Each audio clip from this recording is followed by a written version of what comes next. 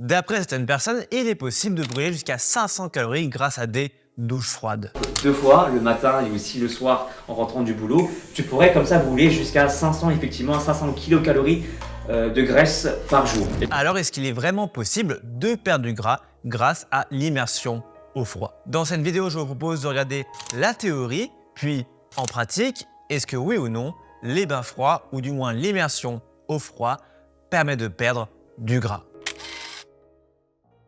Et pour commencer, il faut comprendre le concept de graisse brune. La graisse brune est un type de graisse que l'on retrouve dans le dos, parfois sur les clavicules et dans d'autres endroits du corps. Votre corps en aurait environ une cinquantaine de grammes. Ce type de graisse est stimulé quand vous êtes immergé jusqu'au cou dans de l'eau froide. Elle participe justement à réguler la température du corps et quand vous êtes plongé dans un bain froid, votre corps lutte justement pour réguler votre température corporelle. Cette stimulation demande beaucoup d'énergie et donc va brûler beaucoup de calories, ce qui permettrait en théorie de brûler les graisses classiques.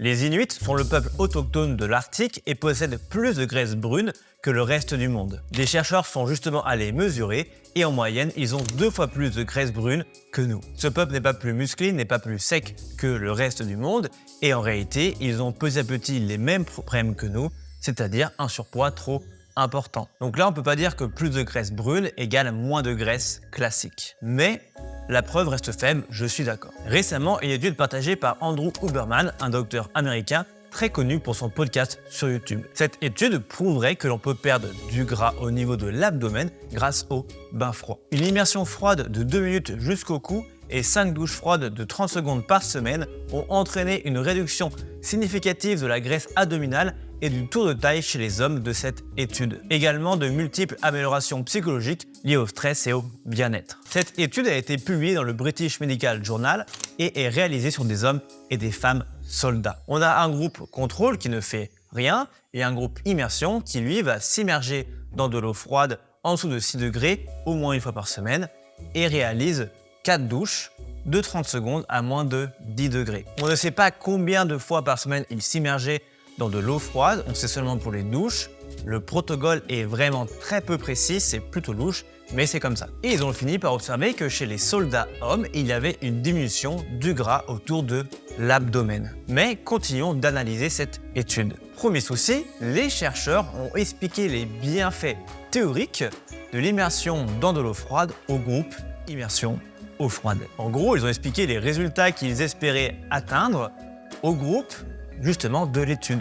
Donc par exemple que ça permettrait de perdre du poids. Et ça, ils ne l'ont pas dit au groupe contrôle. Donc déjà, les deux groupes n'ont pas les mêmes informations, ce qui est déjà n'importe quoi. Et surtout, ça laisse une énorme place à l'effet placebo. Il est connu par exemple que des personnes qui commencent le sport font inconsciemment un peu plus attention à ce qu'ils mangent. Il est donc raisonnable de penser que leur dire qu'ils vont perdre du poids peut influencer de façon inconsciente leur façon de manger. Et ça, on ne peut pas le savoir parce qu'ils n'avaient aucun suivi de leur diète. En gros, on ne sait pas quels soldats étaient en déficit calorique ou non. Peut-être que les résultats seront dus tout simplement à un déficit calorique et pas à l'immersion des bains froids. Ça, on ne le saura jamais. Ensuite, sur toutes les données, les hommes et les femmes sont confondus. Sauf sur la donnée de la perte de masse grasse au niveau de l'abdomen. Là, on parle juste du groupe homme. Pourquoi? Parce que si on prenait les femmes dans le groupe, on n'observerait pas de perte de graisse abdominale.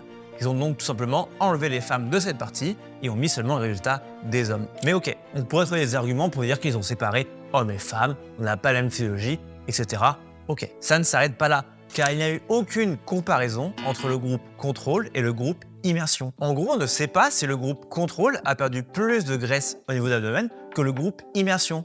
On ne le sait pas, car ça n'a pas été comparé. En gros, on ne sait pas si l'immersion au froid est plus efficace que la non-immersion au froid. De plus, les chercheurs ont examiné un très grand nombre de variables sur un petit groupe de personnes. Et de ce fait, statistiquement, c'est possible que le résultat soit dû au hasard. En gros, pour faire simple, plus vous mesurez de données sur un petit groupe de personnes, plus les résultats peuvent être dus à la chance. L'étude avait montré que le chocolat permettait la perte de poids et la baisse du cholestérol. Cette étude a fait un buzz monstrueux parce que forcément tout le monde aime le chocolat et tout le monde veut trouver une raison de manger du chocolat, j'en suis le premier, mais c'était totalement faux. Donc étude classique, des milliers d'euros pour recruter du coup des participants, des chercheurs, etc. Et surtout un ami très très bon en statistique pour manipuler les résultats. Et en fait, voilà le secret. Ils ont mesuré énormément de différents marqueurs, donc 18 marqueurs différents, donc cholestérol, etc., sur peu de personnes, 15 personnes. Et en fait, plus on va mesurer de marqueurs, donc plus on va mesurer de choses sur un groupe qui est petit, plus on a de chances d'obtenir des faux positifs. Donc des personnes, des résultats qui sont positifs, mais en fait dus à la chance. Et donc avec 18 mesures pour 15 sujets, ils avaient environ 60% de chances d'obtenir un P inférieur à 0,05, donc les fameux 5%. Et ils l'ont obtenu. C'est justement pour ça que souvent on prend un grand nombre de personnes et un petit nombre de données à analyser. Mais ce n'est pas fini, le plus fou reste à venir. Un chercheur a demandé l'ensemble des données de l'étude. Car dans une étude, la plupart des données sont juste des résumés de l'ensemble des données. Par exemple, il a marqué qu'il y a 30 personnes, vous n'avez pas l'âge de chaque personne, vous n'avez pas les données de chaque personne. Et là, on observe quelques entourloupes. Certains participants étaient plus âgés que la tranche d'âge qui était 19-30 ans. Donc déjà, la tranche d'âge n'est pas bonne. Quelques résultats des participants ont été dupliqués plusieurs fois. Par exemple, si un participant avait perdu un peu plus de masse grasse qu'un autre, ils ont mis son résultat 2 à 3 fois dans l'étude, tout simplement pour fausser l'ensemble des résultats. Des personnes qui n'avaient pas forcément les résultats attendus ont tout simplement disparu de l'étude. Comme ça, sans aucune raison. C'est pas fini parce que les chercheurs qui faisaient l'étude ont eux-mêmes participé à l'étude dans le groupe immersion eau froide. Enfin bref, c'est tellement n'importe quoi que l'étude du coup a fini par être rétractée par le journal et du coup n'est plus validée. Bien entendu, les personnes et les docteurs qui ont vanté cette étude, eux ne sont pas rétractés et d'ailleurs, on peut observer que certaines personnes qui ont fait de longues études vantent une étude sans jamais vraiment la décortiquer. Mais ça, c'est encore un autre débat. Depuis, aucune étude n'a réussi à prouver que l'immersion dans de l'eau froide pouvait permettre de perdre du gras. Les bains froids pour la perte de masse grasse ne restent que théoriques, mais dans la réalité, ça ne fonctionne pas. Bien entendu, il y a sûrement d'autres bénéfices à s'immerger dans de l'eau froide autre que la perte de graisse, mais pour cette vidéo, je voulais simplement parler de la perte de graisse. Cette vidéo est maintenant terminée, j'espère qu'elle t'a plu. Si c'est le cas, n'hésite pas à t'abonner, partager, commenter, etc. Et moi je vous dis à plus la team.